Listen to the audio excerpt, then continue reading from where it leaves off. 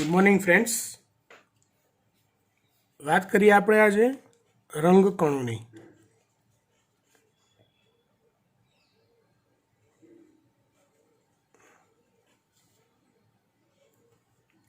રંગકણો અથવા તો રંજક કણો કહી દઈએ તો રંજક કણો એ સ્વયં સંચાલિત હોય છે.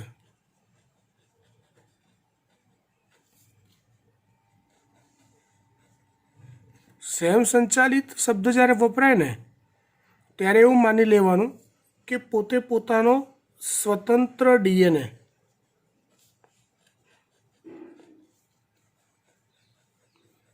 ધરાવે છે. પોતાનો સ્વતંત્ર ડીએનએ ધરાવતા હોય મતલબ એ પોતાના લગભગ ઘણા ખરા કાર્યોનું નિયંત્રણ આપમેળે કરી શકતા હોવા જોઈએ એવું અર્થઘટન કરી શકાય.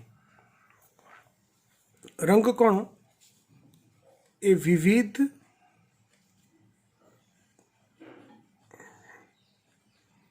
કાર્બનિક દ્રવ્યોનું સંચય કરે છે.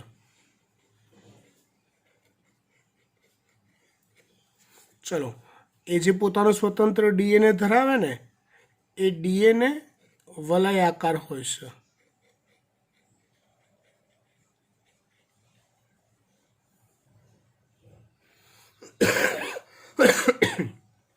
હવે એનું અર્થઘટન આપણે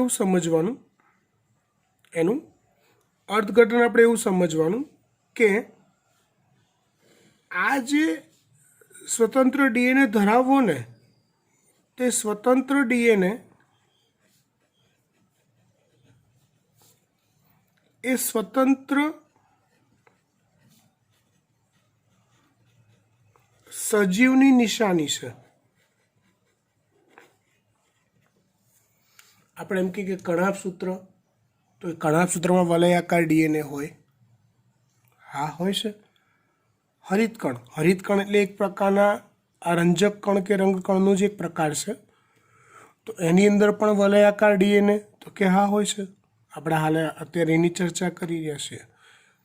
તો જે અંગિકાની અંદર સ્વતંત્ર ડીએનએ હોય ને, બરાબર, તો એ સ્વતંત્ર સજીવની નિશાની છે. ભલે હાલ હરિતકણ કણાભ સૂત્ર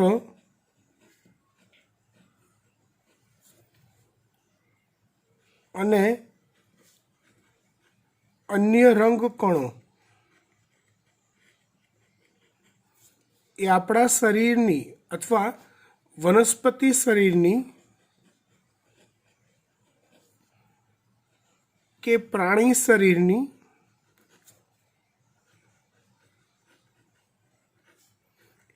અંગિકાઓ તરીકે વર્તે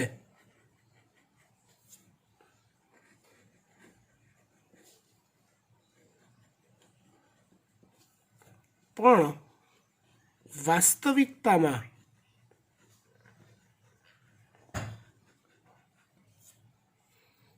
શરૂઆતના સમયમાં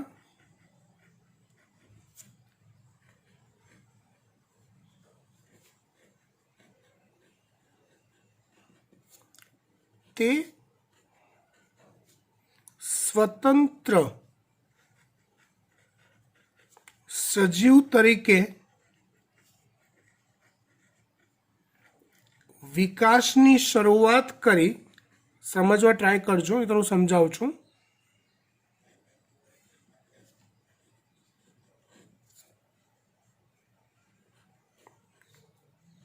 જે તે યુકેરિયોટિક કોષમાં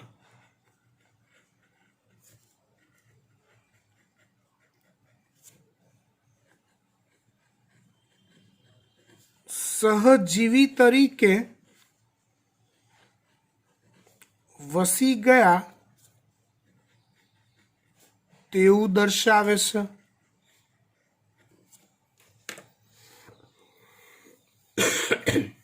એવું સમજો, કોષની અંદર જેટલી પણ અંગિકાઓ હોય એ બધી અંગિકાઓ પૈકી જે અંગિકાઓ ડીએનએ ધરાવતી હોય પોતાની અંદર, એ અંગિકાઓ સ્વતંત્ર ડીએનએ ધરાવતી હોય છે. મતલબ એ સ્વતંત્ર સજીવ તરીકે પોતાનું અસ્તિત્વ જાળવી રાખવા કંઈક સક્ષમ છે એવું કહી શકાય. અને કુદરતમાં એ જ રીતે તેનો ઉદ્ભવ થયેલો હશે એવું માનવું પડે આપણે. પણ પછીથી કંઈક ખૂટતું હશે એને ટકવા માટે, તો એના માટે એને કોઈક બીજા સજીવની અંદર, યુકેરિયોટિક માની લો, એની અંદર પોતાના વસવાટ ચાલુ કર્યો એઝ એ સહજીવન ટાઈપનો. એને સ્વતંત્ર ટકવા માટે કંઈક ખૂટતું હશે જે ઓલા કોષમાંથી મળી ગયું. એ રીતે કણાભસૂત્રો અને હરિતકણ જેવી અંગિકાઓ, મોટી અંગિકાઓ યુકેરિયોટિક કોષોનો જ અંદરનો એક ભાગ તરીકે બનીને રહી ગઈ. બાકી જે સમય એનો ઉદ્ભવ હતો ત્યારે આપણા એ યુકેરિયોટિક કોષોનો એક ભાગ નહોતો એવું દર્શાવે છે, કારણ કે એની પાસે સ્વતંત્ર ડીએનએ છે. ખાવ પડી વાત? ફાઇન. ત્યાર પછી વાત કરીએ આપણે હવે રંગકણોના 3 પ્રકાર છે.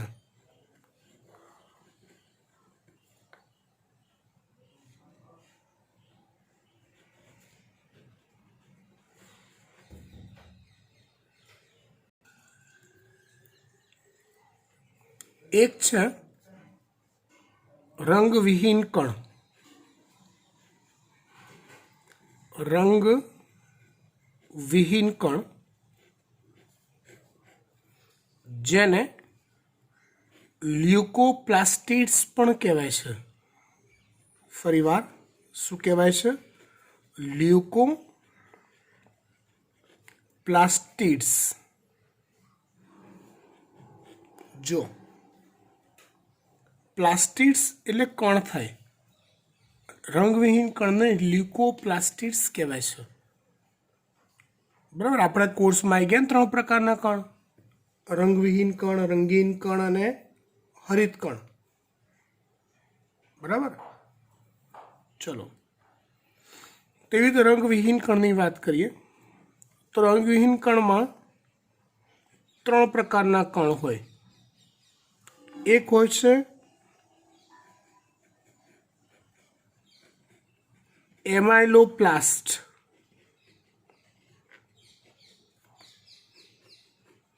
બીજા હોય છે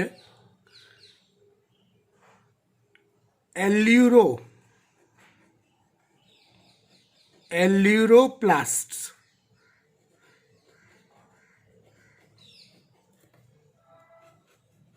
ત્રીજા હોય છે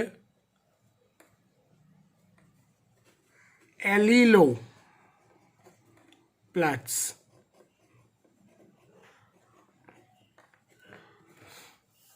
એમાઇલોપ્લાસ્ટ એ સ્ટાર્ચ કણ છે. ટૂંકમાં આપણે જેને મંડકણ કહીએ, મંડકણ અથવા સ્ટાર્ચ કણ કહીએ, તે મંડકણ કે સ્ટાર્ચ કણ જે છે એ એમાઇલોપ્લાસ્ટ છે. એ એમાઇલોપ્લાસ્ટ કહેવાય એને. બરાબર. ક્યાં જોવા મળે છે? તો કે બટાકામાં, ઘઉંમાં, ચોખામાં. બરાબર. આવી શકે આ બધામાં. પછી એલ્યુરોપ્લાસ્ટ જે પ્રોટીનનો સંગ્રહ કરતા કણ છે.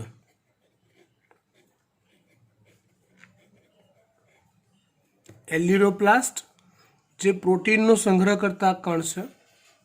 અને મકાઈના દાણામાં કે પછી ઓલા આપણે નથી કે સમિતાયા સ્તર જોયું, મકાઈના દાણામાં સમિતાયા સ્તર હોય, તો એ સમિતાયા સ્તરમાં સમિતાયા કણ એ પ્રોટીનનો સંગ્રહ કરતા કણ છે, જે એલ્યુરોપ્લાસ્ટનું ઉદાહરણ કહી શકાય. એલિલોપ્લાસ્ટ તો એ લિપિડનો સંગ્રહ કરે છે.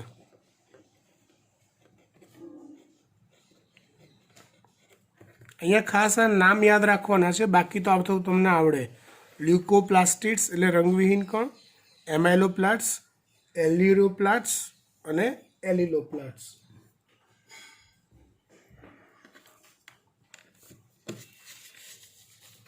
ચલો, લિપિડનો સંગ્રહ કરે તો તેને તૈલ બિંદુ કહેવાય. કોઈ પણ તૈલીબિયા લઈ લો, એની અંદર જે તૈલ બિંદુ સ્વરૂપે સંગ્રહ હોય એ એલિલોપ્લાસ્ટ જ હોય. બરાબર, ફાઇન.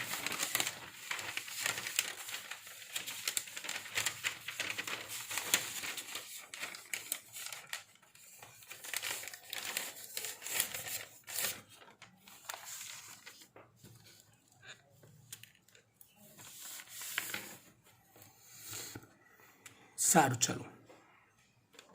ત્યાર પછી બીજા કણની વાત કરીએ, રંગીન કણ.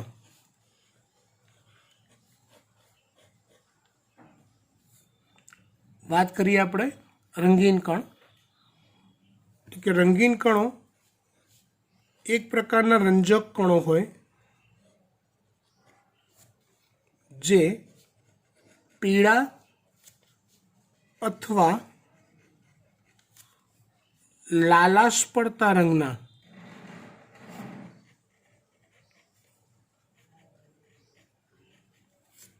હોઈ શકે.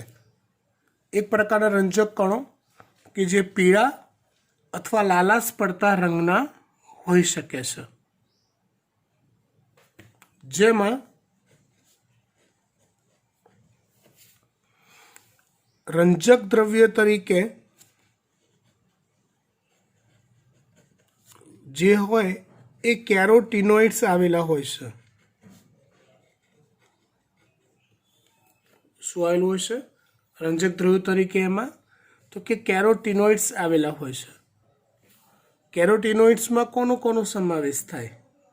બરાબર, તો કે ક્લોરોફિલ્સ સિવાયના બધા જ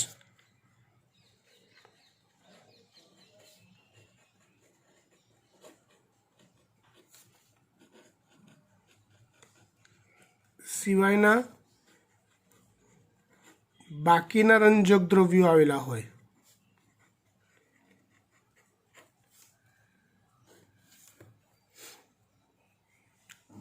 ક્લોરોફિલને બાદ કરી દો તો એ સિવાયના બાકીના બધા રંજક દ્રવ્યો આવેલા હોય.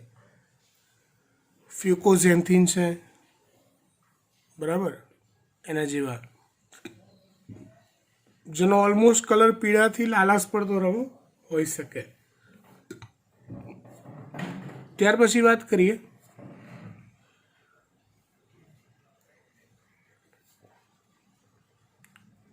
ફળ, પુષ્પ વગેરેનો જે રંગ છે એ રંગ તેને એટલે કે કેરોટીનોઇડ્સને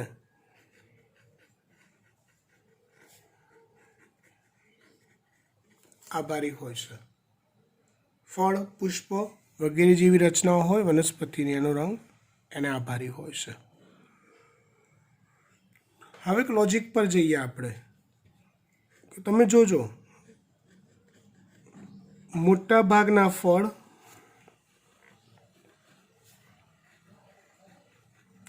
જ્યારે કાચા સ્વરૂપમાં હોય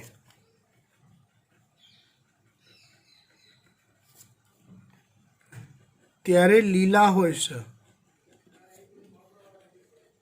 અને જેમ જેમ પાકે છે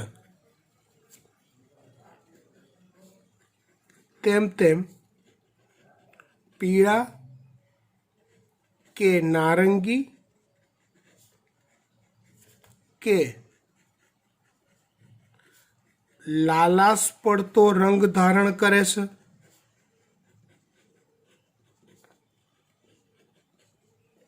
પીળો રંગ, નારંગી રંગ કે લાલાશ પડતો રંગ ધારણ કરે છે. સમજો. હવે સોરી,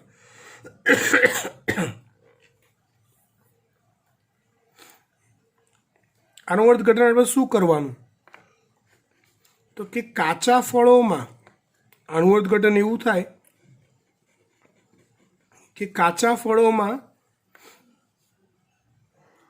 આ જે કેરોટીનોઇડ્સ છે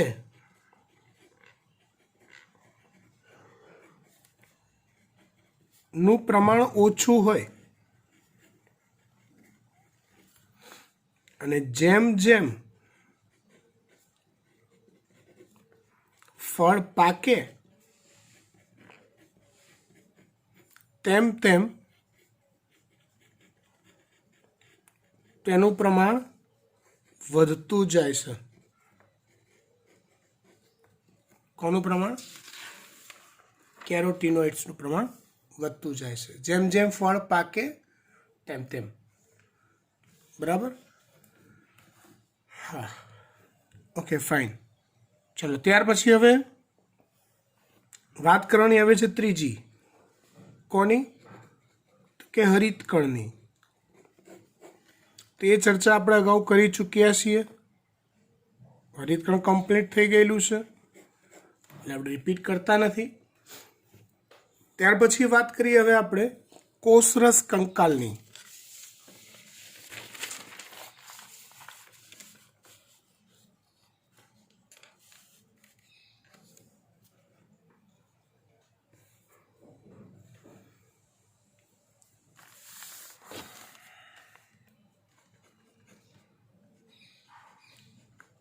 કોષરસ કંકાલ.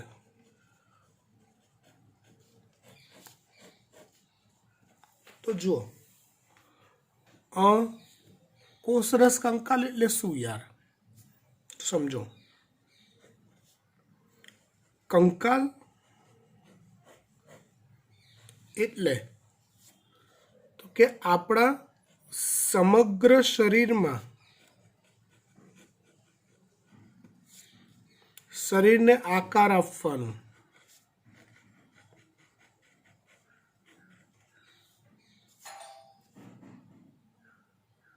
શરીરને આકાર આપવાનું, આકાર જાળવી રાખવાનું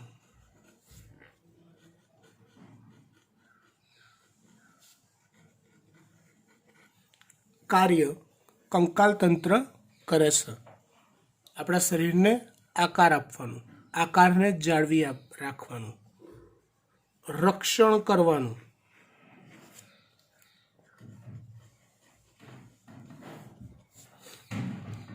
દ્રવ્યોના વહન કરવાનું, દ્રવ્યોના વહનનું કાર્ય પણ કંકાલ કરે છે. સમગ્ર શરીરને આકાર આપવાનું, આકાર જાળવી રાખવાનું, રક્ષણ કરવાનું, દ્રવ્યોનું વહન. હા, દ્રવ્યોનું વહન પણ કંકાલ દ્વારા થાય છે. દ્રવ્યોનું વહન પણ કંકાલ દ્વારા થાય છે. તમને જો યાદ હોય તો 11માં કંકાલ પેશી આવતી હતી. એમની અંદર પણ ઝાડની માફક સમગ્ર તંત્ર ફેલાયેલું હોય છે દ્રવ્યોનું વહન કરવા માટે. બરાબર? ઇન શોર્ટ, કંકાલમાં બી દ્રવ્યોનું વહન થતું હોય છે. બરાબર? તેમજ હલનચલન ને સમતુલિત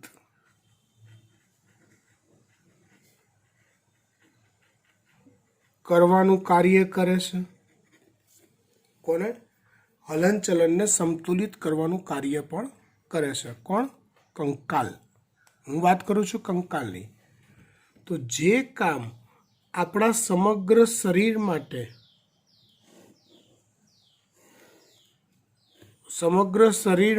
જે કામ આટલું કામ જે કરે એને આપણે કંકાલ કહીએ છીએ. તો આવા જ કાર્યો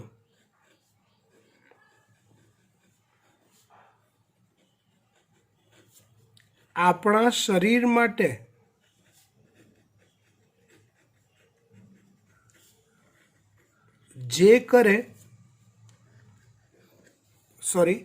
આપણા કોષો માટે,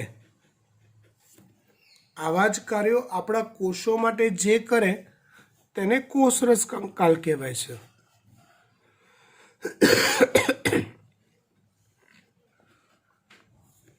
ઇન શોર્ટ, આ જે કામ થયું ને કંકાલનું, આખા શરીરને લાગુ પડે છે, પણ શરીરનો પાયાનો એકમ કોણ છે? તો કે કોષ છે. કોષમાં પણ જો એનો આકાર જાળવણી થતી હોય, એના આકારનું રક્ષણ થતું હોય, એને દ્રવ્યોના વહનમાં મદદરૂપ થતું હોય, બરાબર, કોષના હલનચલનમાં ઇફેક્ટ આપતું હોય, આવા બધા કામ જે કોષના લેવલે કરી શકતું હોય એ આઇટમોને શું કહેવાય? તો કે એ આઇટમોને કોષરસ કંકાલ કહેવાય. એ રચનાઓને શું કહેવાય? કોષરસ કંકાલ કહેવાય. ખબર પડી વાત? ફાઇન. કોષરસ કંકાલના 3 પ્રકાર છે. આપણા કોર્સમાં અને ડીપમાં આપેલા નથી પ્રકારોને, એટલા બધા 3 પ્રકાર છે. એક પ્રકાર છે સૂક્ષ્મ તંતુઓ.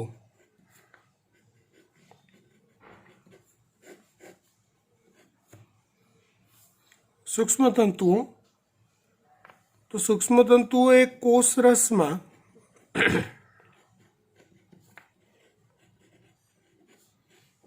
ઝાડની માફક પથરાયેલા હોય છે.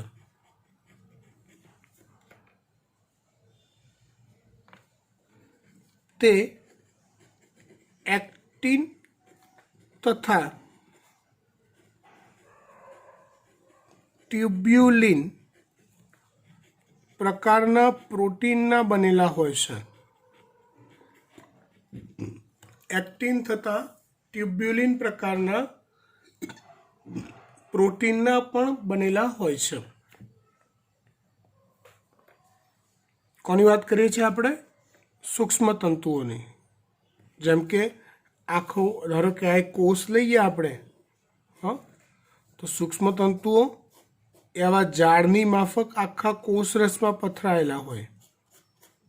આ રીતે શેના બનેલા હોય? તો કે એક્ટિન તથા ટ્યુબ્યુલિન પ્રકારના પ્રોટીનના બનેલા હોય છે. એ શું કામમાં આવે છે? તો કે કોષના આકારની જાળવણી કરે.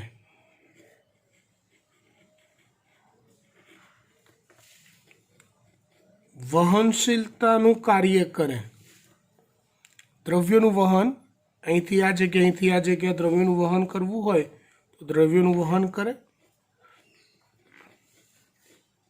રંગસૂત્રીય દ્રવ્યોનું વહન કરે. હવે રંગસૂત્રીય દ્રવ્યોનું વહન કઈ રીતે? તો જુઓ, યાદ કરો, ઓલું ખબર છે પેરામિશિયમમાં સંયુગ્મન આવે. આ 2 પેરામિશિયમ હોય, એમની વચ્ચેનું સંયુગ્મન નલિકાથી જોડાણ થાય. લિંગી પ્રજનનમાં, લિંગી પ્રજનનમાં પેરામિશિયમમાં સંયુગ્મન નલિકાથી એકબીજા સાથે જોડાણ થાય અને એકબીજાના રંગસૂત્રીય દ્રવ્યની આપ-લે થાય. સંયુગ્મન આવતું હતું, હે ને? હા. તો એ જે દ્રવ્યોનું વહન થાય એ 2 કોષોની વચ્ચે, તો એ દ્રવ્યોનું વહન સૂક્ષ્મ તંતુઓ દ્વારા શક્ય બને છે. આ સિવાય સૂત્રીય દ્રવ્યોનું વિભાજન.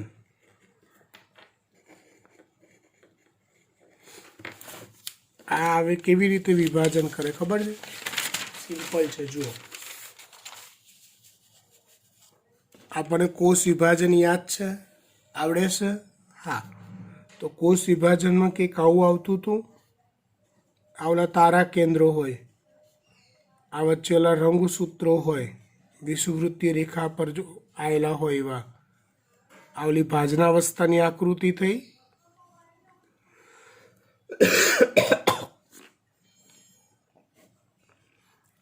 આ છે દ્વિધ્રુવીય ત્રાક છે, રાઈટ? તો હવે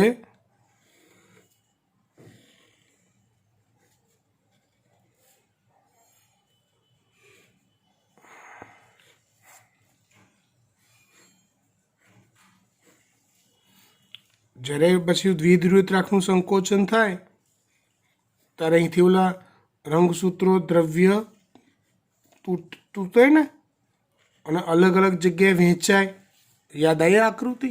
યસ. તો આ જે દ્વિધ્રુવીય ત્રાક છે ને એ પણ એક પ્રકારના સૂક્ષ્મ તંતુઓ જ છે.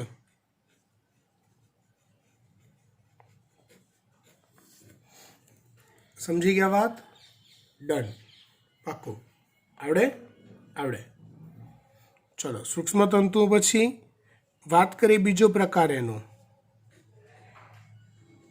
મધ્યવર્તી તંતુઓ.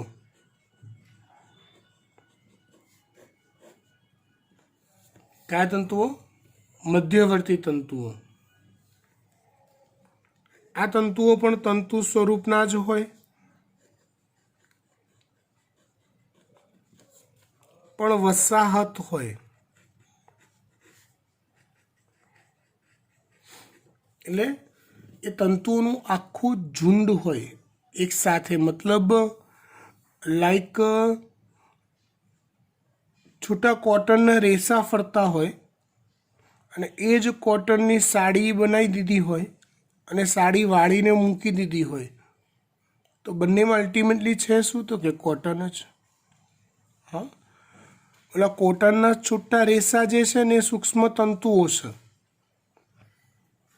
અને કોટનના રેસાને મસ્ત એકબીજા પર આમ ચકાચક ગોઠવી અને એક સિસ્ટમેટિક રચના ઊભી કરી જે છે ને, એક સિસ્ટમેટિક રચના જે બને છે ને એ મધ્યવર્તી તંતુઓ છે. એમ વસાહતી સ્વરૂપે જોવા મળે છે. તે ઇલેસ્ટિન પ્રકારના અથવા ઇલાસ્ટિન પ્રકારના સ્થિતિસ્થાપક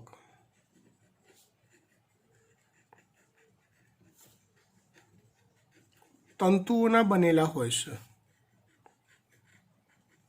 ઇલેસ્ટિન અથવા ઇલાસ્ટિન પ્રકારના સ્થિતિસ્થાપક તંતુઓના બનેલા હોય છે.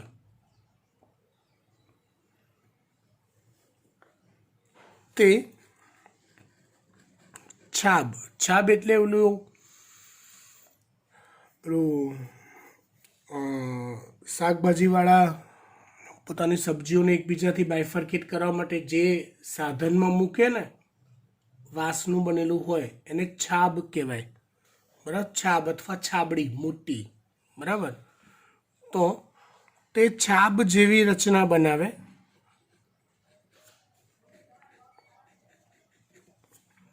અને અંગિકાઓની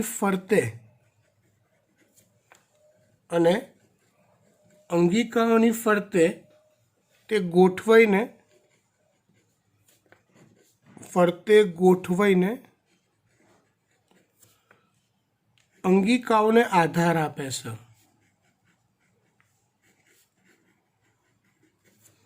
અને એની કાર્યક્ષમતા વધારે છે. એવું સમજી લેવાનું કે કોઈક અંગિકા હોય તે અંગિકાની ઉપર એક નવું જ લેયર બની જાય મધ્યવર્તી તંતુઓનું. એક એક્સ્ટ્રા કપડું પહેર્યું હોય એવું, તો એક ઇલાસ્ટિનનું બનેલું આવું એક મસ્ત લેયર એની ફરતે ગોઠવાઈ જાય, જેને મધ્યવર્તી તંતુઓ કહેવાય. અને સ્ટ્રેચેબલ મટીરિયલનું બનેલું છે, માટે અંગિકાની કાર્યક્ષમતા અથવા વર્કિંગ કેપેસિટી વધારતી હોય છે. કોણ? મધ્યવર્તી તંતુઓ. ત્યાર પછી વાત કરીએ છીએ આપણે સૂક્ષ્મ નલિકાઓની.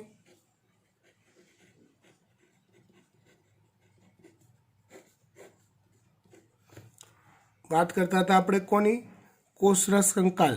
એમાં 3 પ્રકાર: સૂક્ષ્મ તંતુ, મધ્યવર્તી તંતુઓ અને સૂક્ષ્મ નલિકાઓ. બરાબર, વાત કરીએ આપણે કોની હવે? હા, સૂક્ષ્મ નલિકાઓની. તો જુઓ, સૂક્ષ્મ નલિકાઓ એ નલિકા સ્વરૂપે હોય છે અને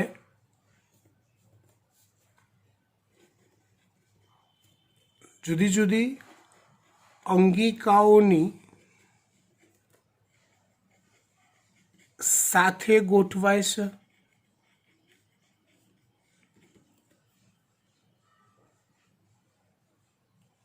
અંગિકાઓની પેરેલલ ગોઠવાયેલી હોય એકબીજા સાથેનું કનેક્શન જોડવા માટે. એકબીજાની સાથે ગોઠવાયેલી હોય છે તે ફ્લેજેલિન દ્રવ્યની બનેલી હોય છે। સૂક્ષ્મ નલિકાઓ કયા દ્રવ્યનું બનેલી હોય? ફ્લેજેલિનની। જો સૂક્ષ્મ તંતુઓ શેના બનેલા હોય તો કે એક્ટિન અને ટ્યુબ્યુલિનના। મધ્યવર્તી તંતુઓ શેના બનેલા હોય તો ઇલેસ્ટિનના। અને સૂક્ષ્મ નલિકાઓ શેની બનેલી હોય તો કે ફ્લેજેલિનની। તે દ્રવ્યોનું વહનનું કાર્ય કરે છે।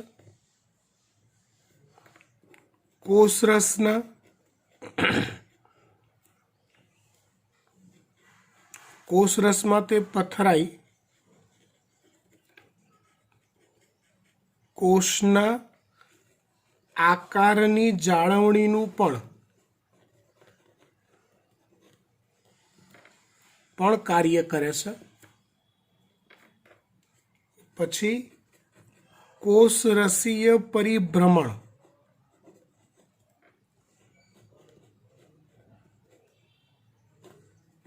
કોષરસીય પરિભ્રમણ, કોષરસનું ગોળ ગોળ ગોળ ગોળ ફરવું એ પ્રક્રિયા। તો કોષરસીય પરિભ્રમણમાં પણ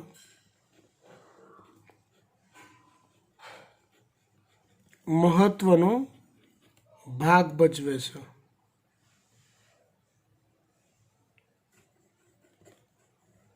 કોણ? સૂક્ષ્મ નલિકાઓ।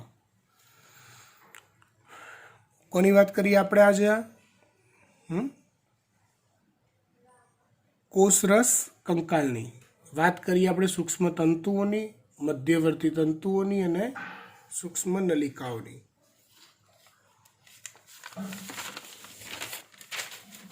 ચલો, ત્યાર પછી આપણે વાત કરીએ પક્ષ્મ અને કસાની।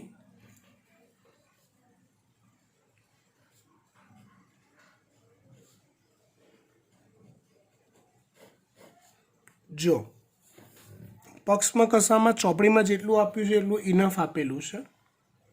થોડુંક ખાલી નવું આપણે યાદ રાખવાનું છે, એની ખાલી ચર્ચા કરી લઈએ। બાકી ટેક્સ્ચ્યુઅલ જે છે એ ઇનફ છે, એ ફરી પાછું રિપીટ કરીને આપણે ટાઈમ બગાડતા નથી। અને ટેક્સ્ચ્યુઅલના વિડીયોઝ મેં તમને આપી દીધેલા છે। પક્ષમ અને કસા એ કોષરસમાં આવેલા તલકાયમાંથી નિર્માણ પામે છે।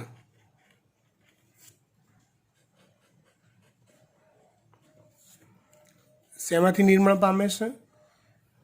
કોષરસમાં આવેલા તલકાયમાંથી નિર્માણ પામે છે। કોણ? પક્ષમ અને કસા।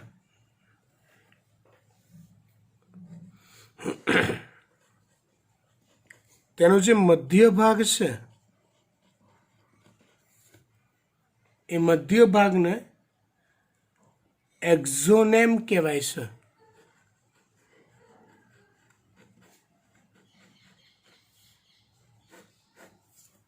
એનો જે મધ્ય ભાગ છે એ મધ્ય ભાગને એક્ઝોનેમ કહેવાય છે। શું કહેવાય છે?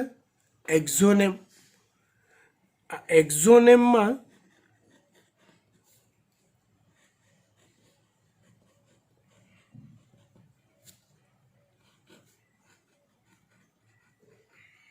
નવ સૂક્ષ્મ નલિકાઓ આવેલી હોય છે। કેટલી? 9 સૂક્ષ્મ નલિકાઓ હોય છે, જે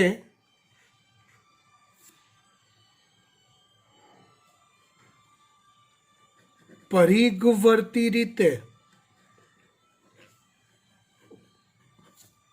ગોઠવાયેલી હોય છે। એવી પાછી જોડમાં ગોઠવાયેલી હોય, બે બે હોય છે ને। ઇન શોર્ટ કહેવાનો ભાવાર્થ આ જે નલિકાઓ હોય ને એને એક્ઝોનેમલ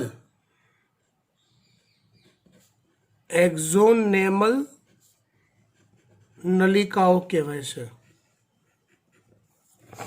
આ જે નલિકાઓ હોય એને કઈ નલિકાઓ કહેવાય છે? એક્ઝોનેમલ નલિકાઓ કહેવાય છે. કઈ કહેવાય નલિકાઓ? એક્ઝોનેમલ નલિકાઓ. બરાબર. બાકી પક્ષમાં કશા એનું કાર્ય બરાબર એ આપણને ચોપડીમાં આપ્યું છે એ પ્રમાણે એઝ યુઝ્યુઅલ તૈયાર કરવાનું છે. સેમ વે તારા કેન્દ્રમાં બી કોઈ ચેન્જીસ છે નહીં.